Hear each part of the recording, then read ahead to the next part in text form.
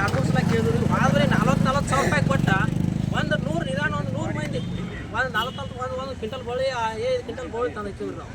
ನಿಧಾನ ಬರೀ ಬೀಜ ಕಟ್ಟ 5ರಿಂದ 6 ಲಕ್ಷ ರೂಪಾಯಿ ಹಾಳಾಗಿದೆ ನಮ್ದು ಹಾದ್ಬರೇ. ಈ ಬರೀ ಅಲ್ರಿ ಹಾದ್ಬರೇ ಹಾಳಾಗೈತಿ. ಈ ಬರೀ ತಾನು ಹಾಳಾಗೈತಿ. ಈ ಬರೀ 10,000 ರೂಪಾಯಿ ಕ್ವಿಂಟಲ್ ಆಗೈತಿ. ಇವ್ರು 10 ಕ್ವಿಂಟಲ್ ಹಚ್ಚಿದವ್ರಿ. ಈ ಬರೇನೂ ಬರ್ವಾತ್ರಿ. ಈಗ ಲಾಗವಾಡದ ಖರ್ಚು ನಮ್ಮದು ಬರೀ ಮಿನಿಮಮ್ ಒಂದು ಎಲ್ಲರದು ಕೂಡ ಒಂದು 50 ಲಕ್ಷ ರೂಪಾಯಿ ಖರ್ಚು ಮಾಡಿದ್ರಿ. ಯಾರು ದಾದ ಮಾಡೋರು ಬರೀ 50 ಲಕ್ಷ ರೂಪಾಯಿ ಆದ್ರೆ ಏನು ರೈತರು ಬರೀ 1 ರೂಪಾಯಿ ಗಳಿಸ್ಬೇಕಾದ್ರೆ ಸಿಕ್ಕಾಪಟ್ಟಿ ಲಾಸ್ ಆಕತ್ರಿ.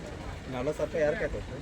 40,000 ರೂಪಾಯಿ ಬೀಜ ತರಕ್ರಿ ಬಳ್ಳೊಳ್ಳಿ ಹಾದ್ ಬರೀ ಕ್ವಿಂಟಲ್ ಬೀಜ ಬಳ್ಳೊಳ್ಳಿ ಬೀಜ ತರಕ್ ಹೇಳೋದು ರೈತರು ಬೀಜ ಅಷ್ಟು ಲಾಸ್ ಆಗಿ ಹೋಯ್ತ್ರಿ ನಮ್ಮದು. ಆಮೇಲೆ ಮೇಲಿನ ಅಧಿಕಾರಿಗಳು ಎಲ್ಲಿದಾರ ಬಂದು ಅವ್ರಿಗೆ ಏನೈತಿ ಸೂಕ್ತ ಅವ್ರಿಗೆ ಭರವಸೆ ಕೊಡ್ರಿ.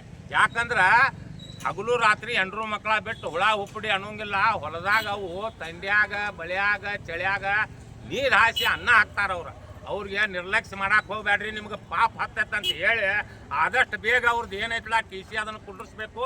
ಇಲ್ಲಿಕ್ಕ ಬರೋ ದಿನದಾಗ ಇದು ಹೋರಾಟ ಉಗ್ರ ರೂಪ ತಗೋತೈತೆ ಅಂತ ಹೇಳಿ ನನ್ನ ಮಾತು.